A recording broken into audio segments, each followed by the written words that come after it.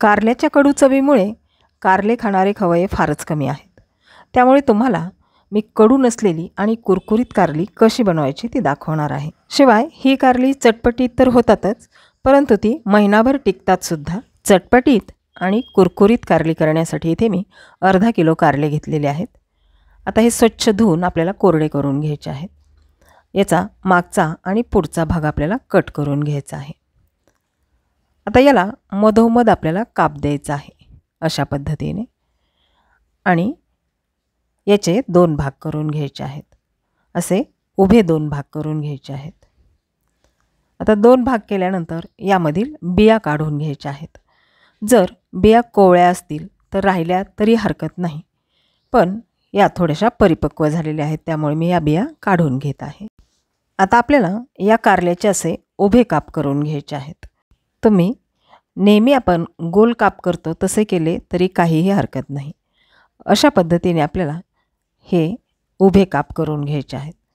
अशाच पद्धतीने मी सगळ्या कारल्यांचे उभे काप करून घेत आहे। आता काप केल्यानंतर एक बाउल घ्यायचा आहे आणि हे सर्व काप यामध्ये घालून घ्यायचे आहेत। याला आपल्याला मीठ लावायचं आहे। साधारण 1 चमचा इथे मी मीठ घेतलेला आहे आणि हे व्यवस्थित चोळून या कारल्यांना मीठ लावून घ्यायचं आहे। मीठ लावल्यामुळे कारल्याचा कडवटपणा कमी होतो। काही जण कारल्याचा हा वरचा हिरवा भाग काढून टाकतात, त्यामुळे सुद्धा कारल्याचा कडवटपणा कमी होतो। आता या बाउलवर आपल्याला झाकण ठेवायचं आहे आणि 15 ते 20 मिनिटं याला असंच ठेवून द्यायचं आहे। 20 मिनिटानंतर पाहूयात कारल्याला मस्त पाणी सुटलेलं आहे। आता या कारल्यांचे काप आपल्याला हातावर उभे घ्यायचे आहेत। अशा पद्धतीने आडवे घेऊ नका, नाहीतर त्याचे तुकडे पडतात, कारण मिठामुळे हे कारले मऊ झालेले आहेत। कारले असे घट्ट पिळून घ्यायचे आहेत, यातील सगळे पाणी निघाले पाहिजे। आता सगळ्या कारल्यांचं पाणी मी काढून घेतलेलं आहे आणि एका बाउलमध्ये हे कारल्याचे काप घेतलेले आहेत। आता यामध्ये आपल्याला 2 ते 3 चमचे बेसन पीठ घालायचं आहे। त्यानंतर बारीक रवा घालायचा आहे, तोही 2 चमचे। त्यानंतर आपल्याला तांदळाचं पीठ घालायचं आहे, साधारण इथे मी 4 चमचे घेतलेलं आहे।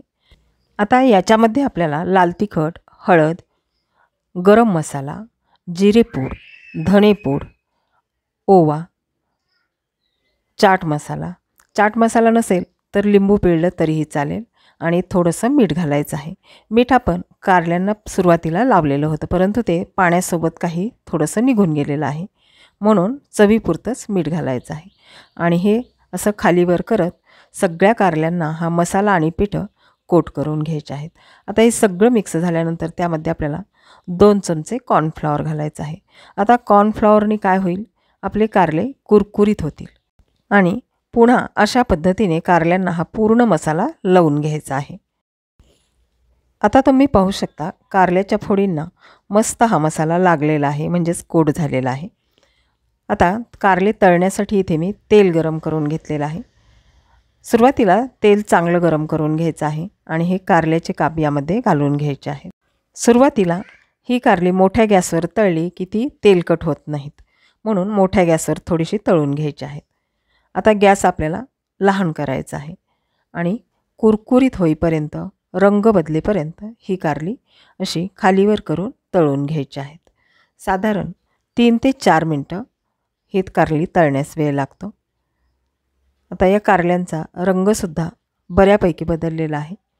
ही अजून आपल्याला 2 मिनटं अशीच तळून घ्यायची आहेत। आता ही कारली मस्तपैकी कुरकुरीत तळल्या गेली आहे। अशाच पद्धतीने मी बाकीचे सुद्धा कारल्यांचे काप तळून घेत आहे। इथे आपले चटपटीत आणि कुरकुरीत हे कारले तयार झालेले आहेत। तुम्ही पाहू शकता किती मस्त असे कुरकुरीत झालेले आहेत।